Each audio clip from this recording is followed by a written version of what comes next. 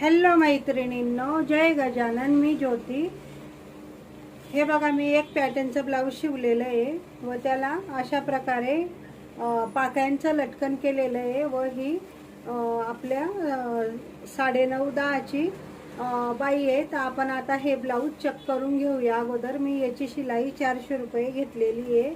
जास्त पॅटर्न मी याला केलेले नाही आहे, त्यामुळे मी फक्त 400 रुपये शिलाई घेऊन आतून त्याला ओव्हरलॉक वगैरे मारून फिनिशिंग सहित सर्व रेडी केलेलं आहे. फक्त आपल्याला आता हे ब्लाऊज चेक करायचं आहे, कारण याला आपल्याला हुकलुकला द्यायचं आहे. इथं बघा, प्रथम हे शोल्डर इथं सोबत घेऊन इकडं पण शिलाई, हे बघा शिलाई पण अशी घ्यायची व इथून सरळ बाईला टच करायचं. हे बघा असं हे टोक इकडं व हे टोक इकडं घेऊन सण अशा पद्धतीने हे ब्लाऊज पकडायचं. कुठंच खेचायचं नाही व बघायचं की आपलं कुठं कमी जास्त होतं आहे का. तर माझं बघा एकदम परफेक्ट आलेलं आहे.